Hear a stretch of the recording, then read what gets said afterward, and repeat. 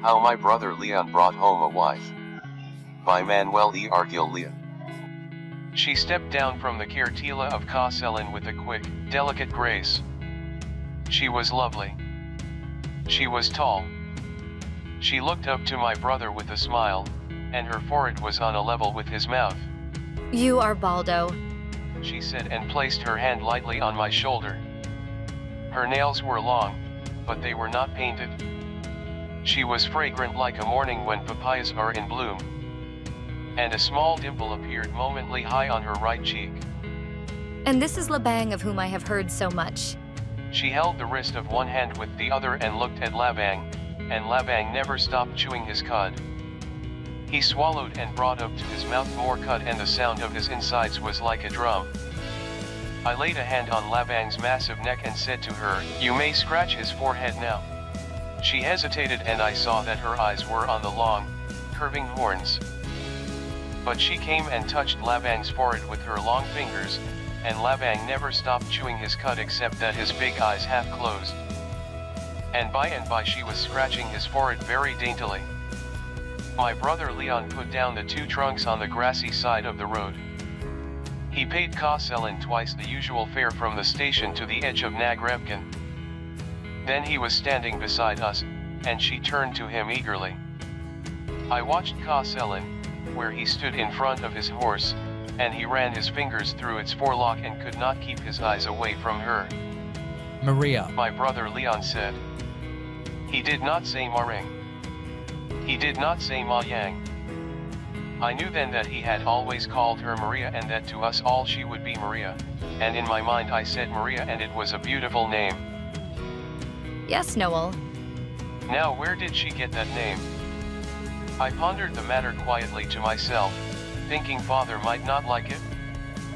But it was only the name of my brother Leon said backward, and it sounded much better that way. There is Nagrebkin, Maria, my brother Leon said, gesturing widely toward the west. She moved close to him and slipped her arm through his. And after a while she said quietly, "You love Nagrebkin, don't you, Noel?" Castellan drove away, hieing to his horse loudly. At the bend of the Camino Real where the big tuhate tree grew, he rattled the handle of his braided rattan whip against the spokes of the wheel. We stood alone on the roadside. The sun was in our eyes, for it was dipping into the bright sea. The sky was wide and deep and very blue above us, but along the sawtooth rim of the Katayagan hills to the southwest flamed huge masses of clouds. Before us the fields swam in a golden haze through which floated big purple and red and yellow bubbles when I looked at the sinking sun. Labang's white coat, which I had washed and brushed that morning with coconut husk, glistened like beaten cotton under the lamplight, and his horns appeared tipped with fire. He faced the sun, and from his mouth came a call so loud and vibrant that the earth seemed to tremble underfoot. And far away in the middle of the field a cow lowed softly in answer.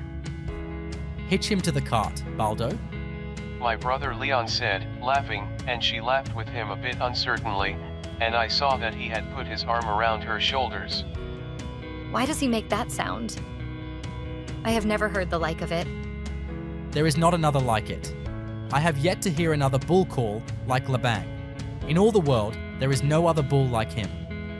She was smiling at him, and I stopped in the act of tying the cinta across Labang's neck to the opposite end of the yoke, because her teeth were very white, her eyes were so full of laughter, and there was the small dimple high up on her right cheek. If you continue to talk about him like that, either I shall fall in love with him or become greatly jealous. My brother Leon laughed and she laughed, and they looked at each other, and it seemed to me there was a world of laughter between them and in them. I climbed into the cart over the wheel, and Labang would have bolted, for he was always like that, but I kept a firm hold on his rope. He was restless and would not stand still, so that my brother Leon had to say Labang several times. When he was quiet again, my brother Leon lifted the trunks into the cart, placing the smaller on top. She looked down once at her high-heeled shoes, then she gave her left hand to my brother Leon, placed a foot on the hub of the wheel, and in one breath she had swung up into the cart. Oh, the fragrance of her. But Labang was fairly dancing with impatience, and it was all I could do to keep him from running away. Give me the rope, Baldo. My brother Leon said. Maria, sit down on the hay and hold on to anything. Then he put a foot on the left shaft, and that instant Labang leaped forward. My brother Leon laughed as he drew himself up to the top of the side of the cart and made the slack of the rope hiss above the back of Labang. The wind whistled against my cheeks, and the rattling of the wheels on the pebbly road echoed in my ears. She sat up straight on the bottom of the cart, legs bent together to one side, her skirts spread over them so that only the toes and heels of her shoes were visible. Her eyes were on my brother Leon's back. I saw the wind on her hair. When Labang slowed down, my brother Leon handed to me the rope. I knelt on the straw inside the cart and pulled on the rope until Labang was merely shuffling along, then I made him turn around. What is it you have forgotten now, Baldo? My brother Leon said. I did not say anything but tickled with my fingers the rump of Labang, and away we went back to where I had unhitched and waited for them. The sun had sunk, and down from the wooded sides of the Katayagan Hills shadows were stealing into the fields.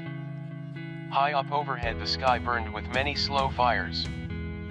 When I sent Labang down the deep cut that would take us to the dry bed of the Wake, which could be used as a path to our place during the dry season, my brother Leon laid a hand on my shoulder and said sternly, Who told you to drive through the fields tonight? His hand was heavy on my shoulder, but I did not look at him or utter a word until we were on the rocky bottom of the Wake. Baldo, you fool, answer me before I lay the rope of Labang on you. Why do you follow the Wake instead of the Camino Real? His fingers bit into my shoulder. Father, he told me to follow the Wake tonight, Manon. Swiftly, his hand fell away from my shoulder and he reached for the rope of Labang. Then my brother Leon laughed, and he sat back, and laughing still, he said, And I suppose Father also told you to hitch Labang to the cart and meet us with him instead of with Castano and the Calesa. Without waiting for me to answer, he turned to her and said, Maria, why do you think Father should do that now? Now. He laughed and added, Have you ever seen so many stars before? I looked back and they were sitting side by side, leaning against the trunks, hands clasped across knees. Seemingly, but a man's height above the tops of the steep banks of the Wake, hung the stars. But in the deep gorge the shadows had fallen heavily, and even the white of Labang's coat was merely a dim, grayish blur. Crickets chirped from their homes in the cracks in the banks. The thick, unpleasant smell of dangla bushes and cooling sun-heated earth mingled with the clean, sharp scent of arrayus roots exposed to the night air and of the hay inside the cart. Look, Noel, yonder is our star. Deep surprise and gladness were in her voice. Very low in the west, almost touching the ragged edge of the bank, was the star, the biggest and brightest in the sky. I have been looking at it. My brother Leon said. Do you remember how I would tell you that when you want to see stars, you must come to Negreb camp? Yes, Noel. She said. Look at it.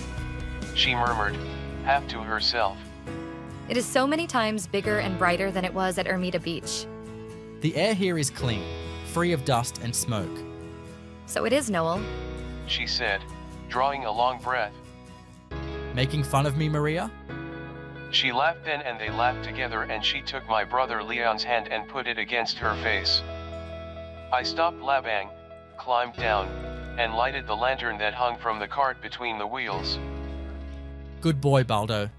My brother Leon said as I climbed back into the cart, and my heart sang. Now the shadows took fright and did not crowd so near. Clumps of Endodasi and arrays flashed into view and quickly disappeared as we passed by. Ahead, the elongated shadow of Labang bobbled up and down and swayed drunkenly from side to side, for the lantern rocked jerkily with the cart. Have we far to go yet, Noel? Ask Baldo. My brother Leon said. We have been neglecting him. I am asking you, Baldo. She said. Without looking back, I answered, picking my words slowly. Soon we will get out of the wake and pass into the fields. After the fields is home, Manang. So near already. I did not say anything more because I did not know what to make of the tone of her voice as she said her last words. All the laughter seemed to have gone out of her. I waited for my brother Leon to say something, but he was not saying anything. Suddenly he broke out into song, and the song was Sky Sown with Stars, the same that he and father sang when we cut hay in the fields at night before he went away to study. He must have taught her the song because she joined him, and her voice flowed into his like a gentle stream meeting a stronger one. And each time the wheels encountered a big rock, her voice would catch in her throat, but my brother Leon would sing on, until, laughing softly, she would join him again. Then we were climbing out into the fields, and through the spokes of the wheels the light of the lantern mocked the shadows. Labang quickened his steps. The jolting became more frequent and painful as we crossed the low dikes. But it is so very wide here, she said. The light of the stars broke and scattered the darkness so that one could see far on every side, though indistinctly. You miss the houses, and the cars, and the people, and the noise, don't you? My brother Leon stopped singing. Yes, but in a different way. I am glad they are not here. With difficulty I turned Labang to the left, for he wanted to go straight on. He was breathing hard, but I knew he was more thirsty than tired. In a little while we drove up the grassy side onto the Camino Real. You see, my brother Leon was explaining. The Camino Real curves around the foot of the Katayagan Hills and passes by our house. We drove through the fields because, but I'll be asking Father as soon as we get home. Noel, she said. Yes, Maria. I am afraid. He may not like me. Does that worry you still, Maria? My brother Leon said. From the way you talk, he might be an ogre, for all the world. Except when his leg that was wounded in the revolution is troubling him. Father is the mildest-tempered, gentlest man I know. We came to the house of Lackey Julian and I spoke to Labang loudly, but moaning did not come to the window, so I surmised she must be eating with the rest of her family. And I thought of the food being made ready at home and my mouth watered. We met the twins, Yurong and Selin, and I said hoi, calling them by name. And they shouted back and asked if my brother Leon and his wife were with me.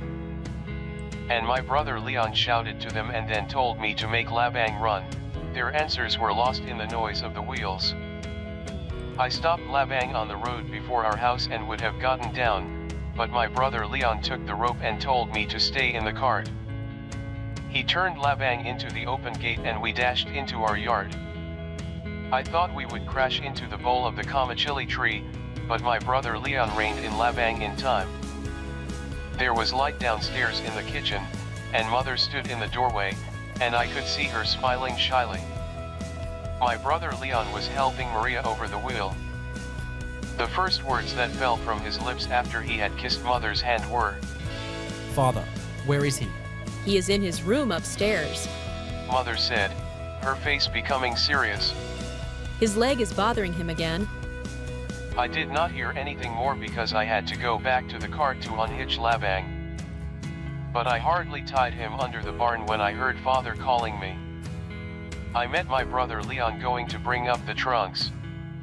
As I passed through the kitchen, there were Mother and my sister Aurelia and Maria, and it seemed to me they were crying, all of them. There was no light in Father's room. There was no movement. He sat in the big armchair by the western window, and a star shone directly through it. He was smoking, but he removed the roll of tobacco from his mouth when he saw me. He laid it carefully on the windowsill before speaking. Did you meet anybody on the way? He asked. No, Father, I said. Nobody passes through the wake at night. He reached for his roll of tobacco and hitched himself up in the chair. She is very beautiful, Father. Was she afraid of Labang? My father had not raised his voice, but the room seemed to resound with it.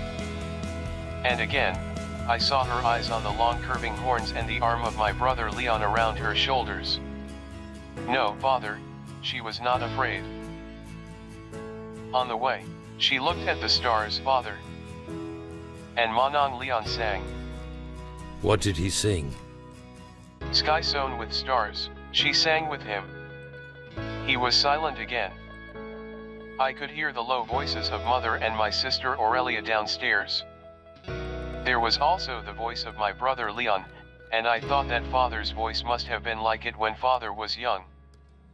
He had laid the roll of tobacco on the windowsill once more.